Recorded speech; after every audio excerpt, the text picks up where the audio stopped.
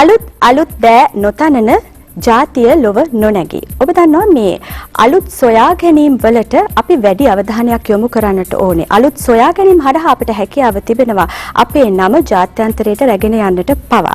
ඉතින් ව්‍යාපාරික ලෝකයෙන් අපි හැම විටම උත්සාහ කරනවා අලුත් සොයා ගැනීම් කරන පිරිස් වලට අවස්ථාවක් ලබා දෙන්න. මේ සොයා ගැනීම මෝටර රථයක් සම්බන්ධයෙන්.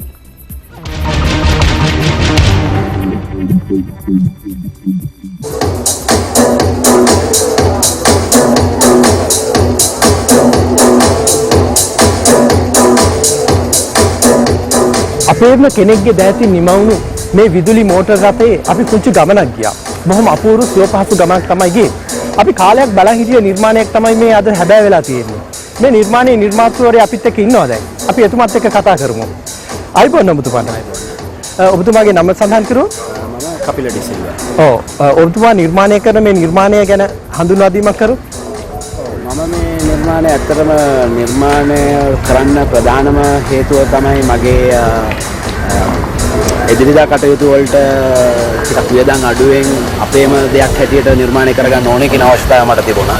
ඒ වගේම අනිත් එක තමයි මම ඔය ඉස්සෙල්ලා මොපෙඩ් කියන මොටර් සයිකල් එකලා ජනාධිපති සම්මාන ලබලා තිබුණා.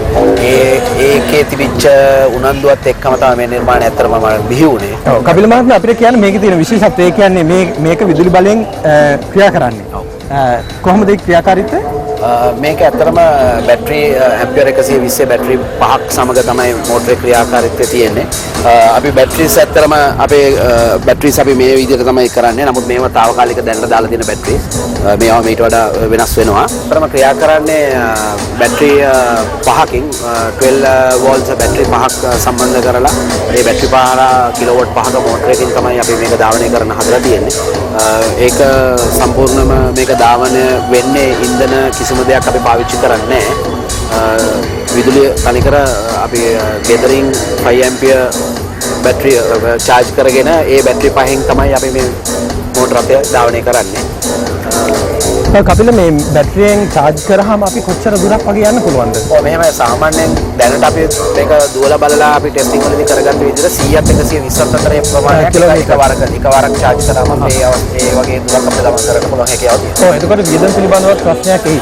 එතකොට කොයි වගේ කිලෝමීටරයකට කොයි වගේ මේක සංසන්දනය කරොත් තවත් දෙයක් එක්ක බැලුවොත් එහෙම අපිට ඇත්තටම කිලෝමීටරයකට රුපියල් 2.50ක වගේ යම් මුදලක් තමයි දැනට වැය වෙන්නේ. අපි මේක දැනට පවත්වාගෙන යන විදිහට බැලුවම මම හිතන්නේ ඊට වඩා අපිට වැඩි වෙන්න විදියක් නැහැ. ඉතින් ඒකම 3 wheeler එකක් එහෙම නැත්නම් අනිත් මෝටර රථයක් එක සංසන්දනය කරොත් අපි හිතන හැම කිලෝමීටරකම රුපියල් 5-7ක් අතරේ අපිට ඉතිරි කිරීමක් කරගන්න පුළුවන්. කපිලද මේ වගේ නිර්මාණයක් කරන්න මොකද මූලික වුණු සංකල්පය? මම ඇත්තටම මම කොළඹ ආනන්ද මහාවිද්‍යාලයේ ඉගෙන ගත්තේ. ආනන්දෙදිත් මම කරේ ප්‍රාගෘතිය විෂය කියලා අපිට තිබුණා ඉස්සර විෂයක්. ඒකේදී අපි පටන් ගත්තේ ඇත්තටම මෝටර කර්මීය ශිල්පිය තමයි මම ඒ වෙනුවට ඒ ප්‍රාගෘති විෂය හැටියට හැදෑරුවේ. ඒ හදාරපු වෙලාවේදී මගේ දෙමව්පියන්ටත් මෝටර රථ තිබිච්ච නිසා මගේ දිගින් දිගටම ආසාවක් තිබුණා මෝටර රථ සම්බන්ධව. ඉතින් ඒක නිසා මම හිතනවා මේක නිර්මාණය වුණා කියලා. කපිල මේක අපි ඇතුළ බලමු. බොහොම සුව පහසු ආසන සවි කරලා තියෙනවා. ඒ වගේම ඇතුළේ තියෙන විශේෂත්වයන් පිළිබඳව සඳහන් කරොත් 4 දෙනෙක්ට ගමන් කරන්න පුළුවන් බොහොම පහසුවෙන්. ඔව් 4 දෙනෙක්ට ගමන් කරන්න පුළුවන් තනි වෙන වෙනම සීට්ස් අපි හදලා දීලා තියෙනවා. ඒ වගේම මන් දෙක විශේෂත්වයක් තමයි කිසිම ශබ්දයක් ඇහුනේ නැහැ. අනිත් වාහන හා සම්බන්ධ මේක ඇත්තටම අපි බලන්නේ දේශීය නිෂ්පාදනයේත් එක්කම පරිසර හිතකාමී ඉකෝ ෆ්‍රෙන්ඩ්ලි කියන එකට තමයි අපි මේක තියෙන්නේ. ඉතින් එතකොට ඒක සවුන්ඩ් ප්‍රූෆ් ඒක අපිට ඇත්තටම ශබ්ද දූෂණය හා පරිසර දූෂණය කියන දෙකම මේකෙන් අපිට වැළැක්වෙනවා. ඒතර අපිට මේක නගරය සියලු දේට මං හිතන්නේ උචිත වාහනයක් තමයි මේ මගේ නිර්මාණය වෙලා තියෙන්නේ. තවත් වැඩි දියුණු කරලා තවත් මෝටර රථ ප්‍රමාණයක් වැඩි කරන්න තමයි අපේ උත්සාහය තියෙන්නේ.